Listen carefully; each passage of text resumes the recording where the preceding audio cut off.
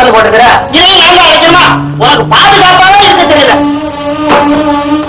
ஐயோ கூட்டிட்டாரே, புளிய தெரியாத தலையாரி வீட்டுல ஒளிஞ்சிடாங்க கதைதான் இருக்கு. என் வாழ்க்கையில நடக்குது. ஆமா நீ சாப்பிட்டியா? அப்பவே சாப்பிட்டுப்பா. அப்ப ஏன் நின்றுட்டு இருக்கா? ஒரு பாடம் எடுத்து போட்டு படுத்துவங்க.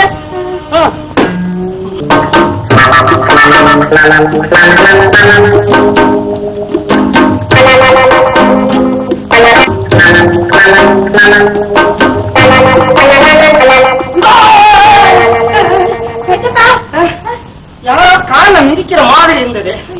நீங்களும் பயப்படாத. நடந்து வந்த அலுப்புல ஒரு பிரம்மை. நீ படுத்துக்கோ. என்னப்பா? எதுக்கும் இடத்தை மாத்தி படுத்துக்கலாம்னு நினைக்கிறேன்.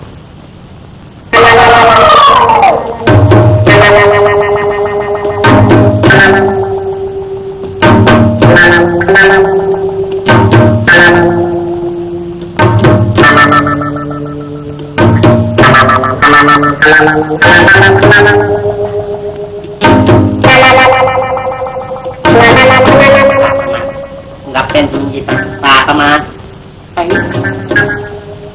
பாப்பமா பாப்பா பாப்பா. ஏண்டா இந்நேரத்துல இங்க எங்க வந்த? சுண்ணாம்பு இருக்கு. சுண்ணாம்பா? இந்த கிழவன் தாப்பால் போட்டிருக்குது. வெளிக்கிழவையில அழைச்சிட்டு வந்துட்டேன். அப்படி இருக்கும்போது எப்படி உள்ள வந்த? இதெல்லாம் சொல்லியே தெரியுமா? சில சமாச்சாரத்தை நீ கண்டுக்காத நான் சொன்னேன்ல.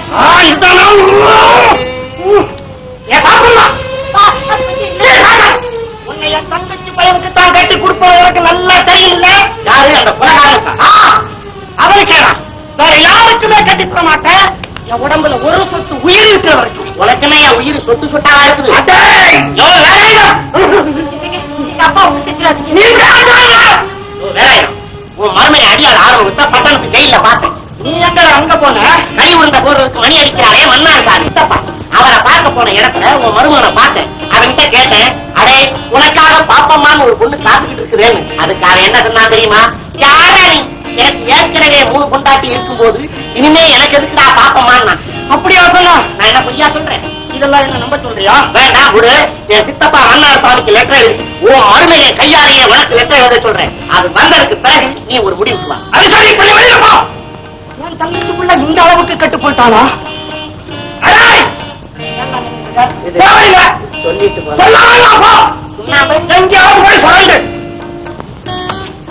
வெளியே